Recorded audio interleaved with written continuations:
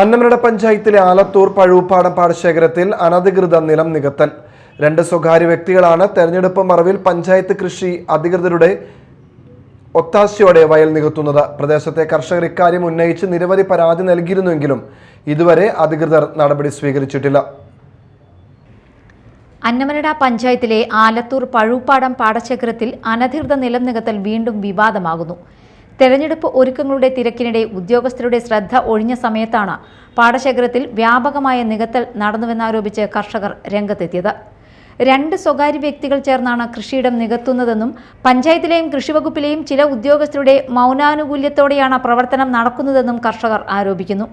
കൃഷിക്ക് നിർണായകമായിരുന്ന കുളത്തിലേക്കുള്ള നീർച്ചാലുകൾ നേരത്തെ തന്നെ നികത്തിയതായും ഇതിലൂടെ ജലസംഭരണ സംവിധാനം തകരാറിലായതായും അവർ ചൂണ്ടിക്കാട്ടുന്നു.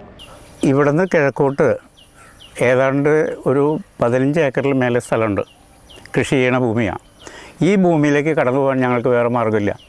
ഈ ഭാഗത്തൊരു റാമ്പുണ്ടായിരുന്നു.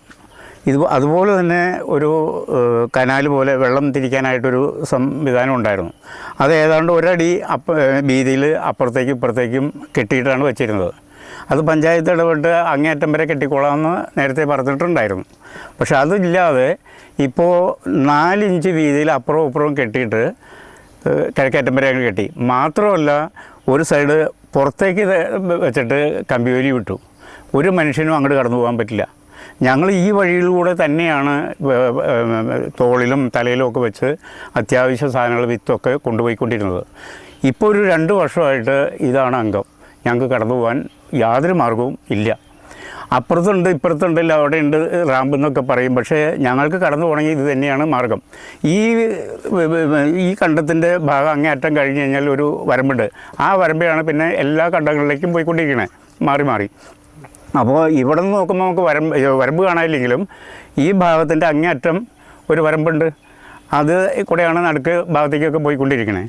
അപ്പോൾ ഇതിലെ വെള്ളം വന്നാലേ ഞങ്ങൾക്ക് ഈ ഭാഗത്തേക്കൊക്കെ ഉള്ളവർക്ക് തിരിക്കാനും പറ്റുള്ളൂ. ഈ കണ്ടത്തിൻ്റെ പാടത്തിൻ്റെ നടുക്കുള്ളവർക്കൊക്കെ വെള്ളം തിരിക്കണമെങ്കിൽ ഇതിൽ തന്നെ വെള്ളം വേണം. ഒരു തൂമ്പ പോലും കടക്കാൻ ഇതിനകത്ത് കടന്ന് ഞങ്ങൾക്ക് ചിരണ്ടാൻ പറ്റില്ല. അതിന് മാത്രം വീതി ഇതിനുള്ളൂ, അത്ര വീതി ഇതിനകത്തുള്ളൂ. പിന്നെ എല്ലായിടത്തും റാമ്പുണ്ട്. ഒരു റാമ്പിൽ കൂടെ ഞങ്ങൾക്ക് കിടക്കാൻ പറ്റില്ല.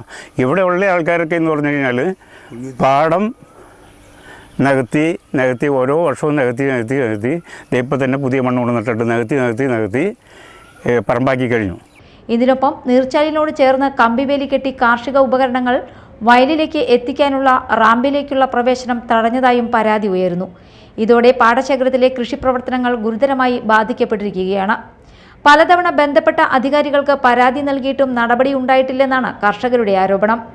ഇപ്പോഴത്തെ നിലം നികത്തൽ കേരള തണ്ണീർത്തട സംരക്ഷണ നിയമപ്രകാരം വ്യക്തമായ നിയമലംഘനമാണെന്ന് അവർ വ്യക്തമാക്കുന്നു. ഈ നിയമപ്രകാരം പാടശേഖരങ്ങളും തണ്ണീർത്തടങ്ങളും അനധികൃതമായി നികത്തുന്നത് കർശനമായി നിരോധിച്ചിരിക്കുകയാണ്. നിയമലംഘനം കണ്ടെത്തിയാൽ പിഴയും ക്രിമിനൽ നടപടികളും ഉൾപ്പെടെയുള്ള ശക്തമായ ശിക്ഷാ നടപടികൾക്ക് വിധേയരാകേണ്ടി വരും.